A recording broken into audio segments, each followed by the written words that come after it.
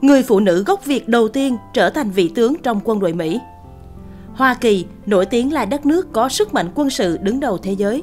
Thế nhưng ít ai biết rằng, góp mặt trong hàng tướng lĩnh chỉ huy đội quân hùng mạnh ấy lại có người phụ nữ gốc Việt, từng chỉ là dân tị nạn, chân ướt chân ráo tha hương nơi xứ người. Điều gì đã làm nên những con người đặc biệt ấy? Vũ Thế Thùy Anh ra đời đúng vào năm Mậu Thân năm 1968, giữa cơn lửa bỏng chiến tranh ở Việt Nam. Cô là con gái của cựu đại úy Hải quân Việt Nam Cộng Hòa Vũ Thế Hiệp. Năm 1975, sau khi Sài Gòn thất thủ, Thùy Anh mới lên 7 tuổi đã phải cùng gia đình sang Mỹ tị nạn. May mắn ở trên đất Mỹ, ba mẹ cô luôn săn sóc, khích lệ các con trên con đường học vấn. Bởi thế 4 người con đều thành đạt và trở thành niềm tự hào của bố mẹ. Ở bậc trung học, Thùy Anh là một học sinh xuất sắc. Sau đó, cô theo học ngành dược ở trường đại học Maryland và tốt nghiệp vào năm 1994. Sau khi ra trường, cô làm việc cho Đại học Johns Hopkins một thời gian. Có lẽ chính nhờ sự thông minh, chăm chỉ, tinh thần cống hiến cộng với sự may mắn của mình mà con đường thành công của cô không mấy gặp trắc trở.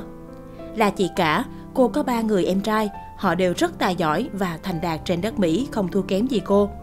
Tất cả họ hiện nay đều là bác sĩ, đó là Vũ Thế Duy Anh, bác sĩ quan tuyến, Vũ Thế Tuấn Anh, bác sĩ cấp cứu và Vũ Thế Quốc Anh, bác sĩ nhãn khoa. Nhưng chỉ mỗi mình Thùy Anh là người duy nhất theo chân bố chọn con đường binh nghiệp.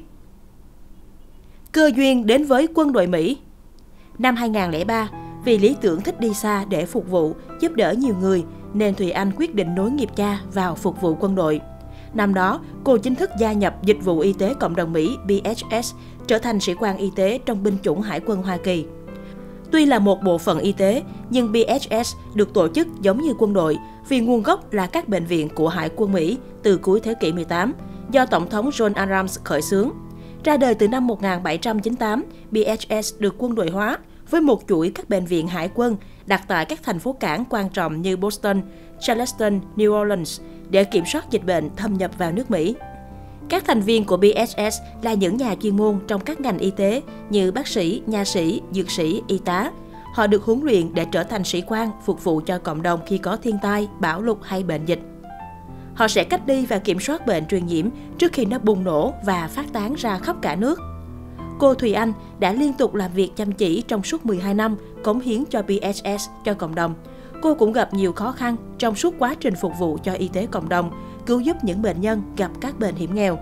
Cũng như bao người mang cấp bậc sĩ quan, nhưng lãnh trọng trách với tư cách một bác sĩ thực thụ, cô luôn cố gắng hết mình cứu chữa cho các bệnh nhân.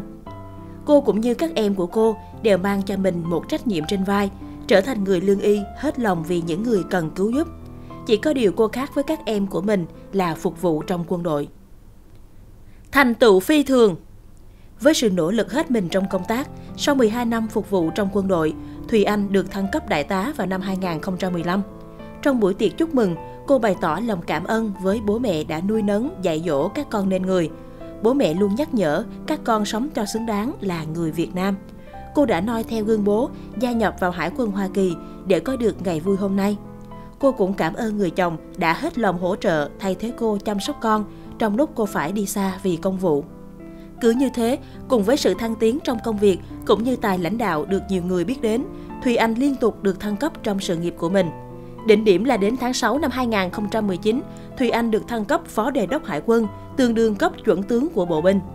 Được biết, các điều kiện để được phong cấp chuẩn tướng trong quân đội Mỹ rất khắt khe. Trước hết, phải mang cấp đại tá được 3 năm, sau đó phải là chỉ huy trưởng xuất sắc.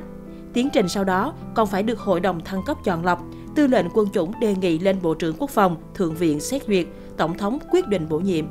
Thường chỉ có 3% các đại tá được đề nghị trở thành chuẩn tướng. Thùy Anh là người phụ nữ gốc Việt đầu tiên được phong cấp tướng trong Hải quân Mỹ. Cô đã đem lại niềm hãnh diện không chỉ cho gia đình mình mà cho cả cộng đồng người Việt hải ngoại. Ngoài Vũ Thế Thùy Anh, còn một nữ tướng gốc Việt nữa trong quân đội Mỹ là minh chứng cho sự cống hiến tận tâm và ý chí kiên cường. Đó chính là Daniela Ngô, người được phong cấp tướng cùng năm với cô Thùy Anh. Cô đã trở thành một hình mẫu truyền cảm hứng cho những người Mỹ gốc Á khác gia nhập quân ngũ. Daniela Ngô, từ dân tị nạn trở thành nữ tướng trong quân đội Mỹ. Daniela Ngô có tên Việt Nam là Ngô Như Nguyện. Để cô có thể trở thành sĩ quan điều hành của Tổng thanh tra Lục quân Hoa Kỳ, tất cả phải kể đến công lao to lớn của mẹ cô, bà Thái An. Thời đó, gia đình bà Thái An vốn có nhà cửa ở Sài Gòn, nhưng vì chiến tranh nên phải sang Mỹ tị nạn. Cha cô là sĩ quan quân đội Việt Nam Cộng Hòa. Thời chiến, ông bị quân đội Bắc Việt bắt giữ, đến nay vẫn không rõ tung tích. Khi rời Sài Gòn, Như Nguyện chỉ mới 3 tuổi, còn em gái cô khoảng 1 tuổi. Lúc mới sang Mỹ, gia đình cô tương đối gặp khó khăn cả về tài chính lẫn sự nghiệp. Bởi lẽ khi đó có nhiều người khá ái ngại trong chuyện tiếp nhận người Việt tị nạn. Thế nhưng, để có thể vượt qua hoàn cảnh, bà mẹ trẻ Thái An khi ấy đã đăng ký học đại học với hy vọng đời sống của hai con gái Jennifer Như Nguyện và Stefan Lan Đình trở nên tốt đẹp hơn. Với nguồn động lực to lớn là hai đứa con nhỏ, bà vừa học vừa làm công việc chăm sóc người già để có tiền trang trải học phí và nuôi gia đình.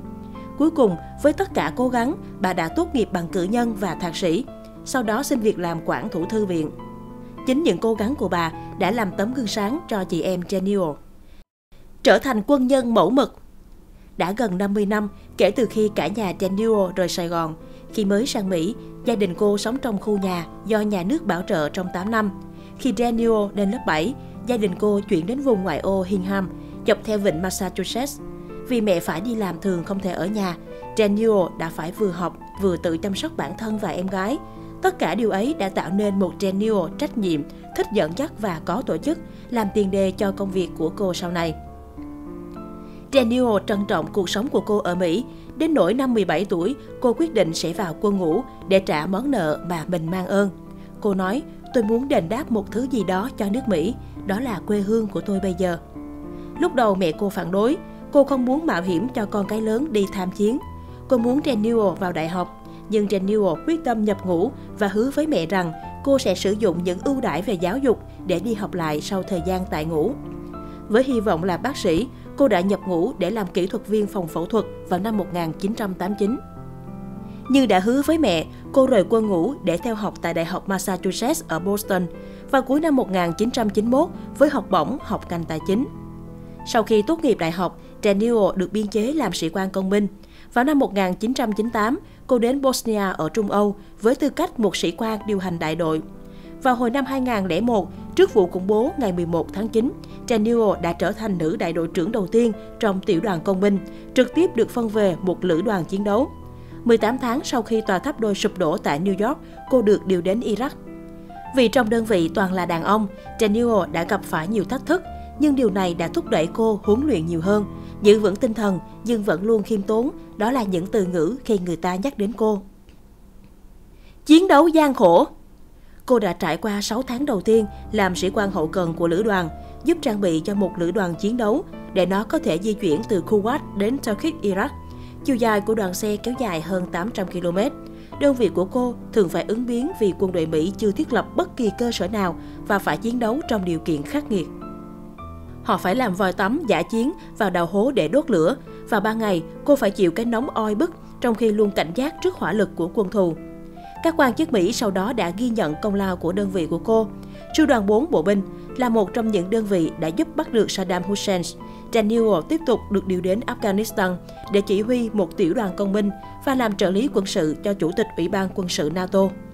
Năm 2015, Jennifer Ngô được thăng chức đại tá trong binh chủng công binh của Lục quân Hoa Kỳ. Sau đó, cô trở thành tư lệnh Lữ đoàn Công binh 130 tại Fort Sumter, Hawaii, đơn vị công binh lục quân hàng đầu tại Thái Bình Dương. Tháng 6 năm 2019, Jennifer Ngô được thăng cấp chuẩn tướng, cùng với Vũ Thế Thùy Anh trở thành hai người phụ nữ gốc Việt đầu tiên được phong cấp tướng trong quân đội Mỹ. Sau đó, cô trở thành sĩ quan điều hành của Tổng thanh tra quân đội Mỹ ở thủ đô Washington, D.C. Sau này cô kết hôn và có 3 người con. Cô dạy con mình theo những giá trị đã học được trong suốt cuộc đời, cũng như noi theo mẹ và ông nội của mình. Sau gần 50 năm làn sóng người Việt tị nạn ập đến Mỹ, những gương thành công nơi xứ người của đồng bào Việt Nam đã khiến nhiều người biết đến không khỏi ngã mũ thán phục.